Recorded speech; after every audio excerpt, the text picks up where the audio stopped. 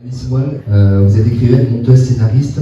Mère Nature est votre 5e roman. Mère Nature, c'est mon petit dernier et il fait partie d'une série de 3, Les Fluides, Les Belles Plantes et donc Mère Nature, qui parle non pas d'illustres personnages célèbres, mais d'illustres inconnus. Et donc dans Mère Nature, il est question d'une femme qui apprend qu'elle est enceinte de son 2e enfant et elle a un souvenir assez violent de son premier accouchement. Donc elle a une petite fille qui s'appelle Salomé, qui a 9 ans, qui va d'ailleurs prendre la parole un chapitre sur 2 pour raconter cette histoire de cette grossesse, 3 trimestres, 9 mois. Et donc on va ausculter un petit peu le parcours complexe de cette femme que j'ai voulu appeler Elle, parce qu'elle représente un peu toutes les femmes, c'est la symbolique de toutes les femmes qui souhaiteraient accoucher Autrement qu'en clinique, voilà, d'une manière respectueuse, que j'appelle les naissances respectées. Enfin, il n'y a pas que moi qui les appelle comme ça. Il y a aussi Michel Audin, qui est un célèbre gynécologue obstétricien, qui défend ces naissances respectées, qui sont donc en accord avec sa propre nature. On peut avoir envie d'un déclenchement, on peut avoir envie d'accoucher à une certaine date, on peut avoir envie d'une péridurale, mais on peut aussi avoir envie d'accoucher d'une manière naturelle en allant puiser en soi cette capacité immense pour les femmes à donner la vie et qui doit être accompagnée. C'est là que le bas blesse. Exactement. À mon goût, parce que j'ai fait quand même une certaine forme d'enquête. C'est une pure fiction, je ne suis pas sociologue, je ne suis pas... Voilà, mais en tout cas, j'ai enquêté, j'ai recueilli pas mal de témoignages de femmes qui m'ont raconté des accouchements difficiles, parfois vécus comme difficiles, pas nécessairement des violences obstétricales, mais en tout cas quelque chose une expérience sur laquelle les mots n'ont pas été correctement posés, l'accompagnement médical tout aussi, généreux soit-il, dans ces actes n'a pas toujours été au rendez-vous. Et surtout, on passe aussi dans le milieu hospitalier de main en main, de praticien en praticien, alors qu'il faudrait quand même peut-être une écoute un peu plus individuelle. Ce sont des moments uniques dans une vie. Nous venons tous de là, c'est quand même dommage de ne pas les offrir à une femme. Il y a d'ailleurs à ce sujet très peu de sages-femmes qui s'aventurent pour un accompagnement, parce que c'est puni par la loi. Alors c'est une particularité française, ce n'est pas puni par la loi, c'est pas tout à fait les termes que j'emploierais, c'est simplement extrêmement découragé. Être sage-femme à domicile, comme tout médecin, comme toute personne du corps médical, on doit souscrire à une assurance qui est obligatoire. Or cette assurance en France, je dis bien en France, ce n'est pas le cas de tous les pays, coûte le même prix que les gains annuels d'une sage-femme. Donc en fait, ces femmes travaillent sans assurance. Donc elles travaillent à domicile parce qu'elles pensent que c'est ce qu'elles souhaitent transmettre. Elles pensent que c'est l'accompagnement qu'elles souhaitent. Donc j'ai ce personnage qui s'appelle Herminie, que donc elle va croiser en cours de route.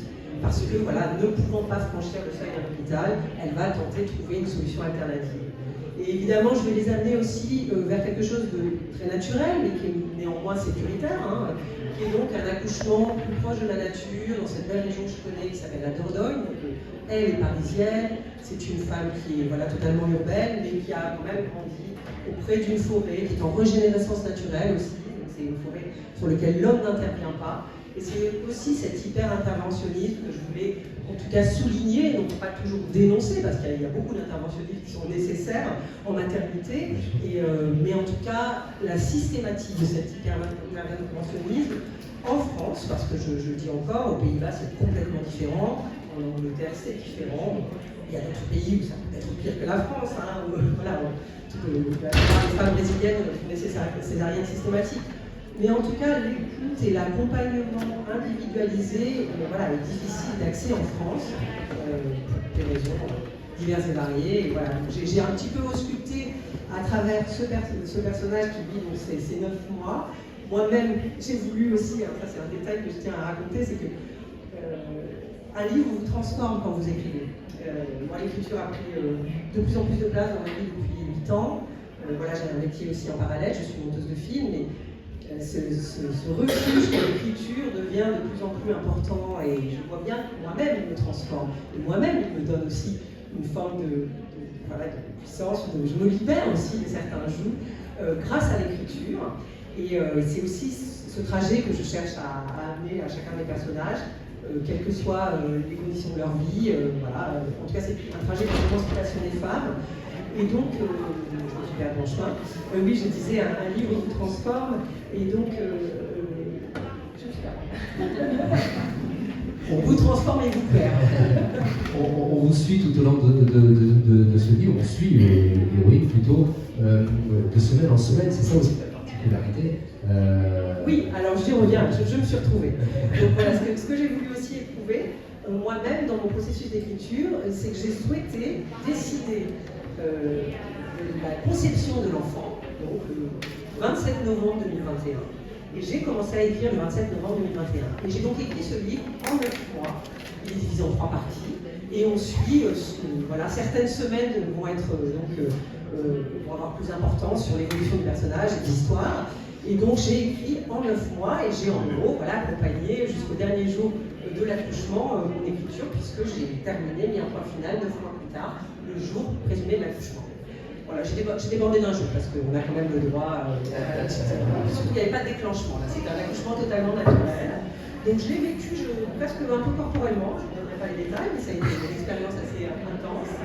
Et donc oui, ça a été aussi une contrainte d'écriture que je me suis imposée par solidarité aussi avec ce phénomène naturel qui a un temps incompressible, on n'a pas le choix, qu'on soit prête ou non, il faut arriver le jour J à terme. Voilà, on ne le décide pas, et ça, voilà. Et c'est un livre qui s'adresse aux femmes, mais aussi aux hommes, parce que je pense qu'aussi les hommes devraient avoir une certaine forme de choix quant à la manière d'accompagner leurs femmes en salle d'accouchement ou pas. Mais ça, pour moi, c'est quelque chose d'important. Et je pense que c'est une vraie réflexion sur comment on traite le vivant. C'est pour ça que j'ai aussi eu envie d'introduire les forêts dans ce moment. Et voilà, je sais que l'élément organique prend souvent de la place dans les fluides, qui est donc principalement le récit d'une relation mère-fille. C'est l'eau qui tient une grande place, puisque ça se passe une après-midi à la piscine. Et je vais expliquer un petit peu la relation dysfonctionnelle entre une maman, une jeune maman qui visiblement va assez mal et qui ne répond pas présent aux attentes de sa fille, qui voudrait jouer dans le bassin, qui voudrait s'amuser avec le ballon. Et cette mère est absente et au fur et à mesure de ce parcours sur quelques heures à la piscine municipale, on va découvrir son traumatisme, d'où vient son mal-être et aussi comment, en quelques minutes, par les micro-événements, elles peuvent reconstruire une relation. Et c'est vrai que j'en viens aussi à l'histoire de la transmission entre femmes, parce que finalement, ce pouvoir des femmes, il est aussi issu de cette transmission de femme à femme, et c'est là aussi qu'il ne faut pas s'empêcher de parler et de raconter nos propres expériences de femmes, et notamment dans le domaine de l'accouchement.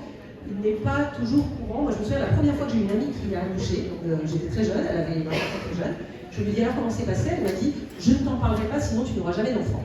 Bon, j'ai eu 2 enfants, hein, quand même. Bon, elle ne m'en a pas parlé, je l'ai dit.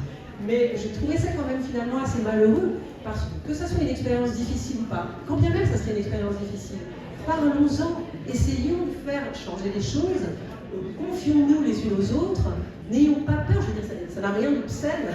Et voilà, donc je pense qu'on sera plus forte aussi pour résister à une certaine forme de patriarcat qui peut résider dans quelque toujours.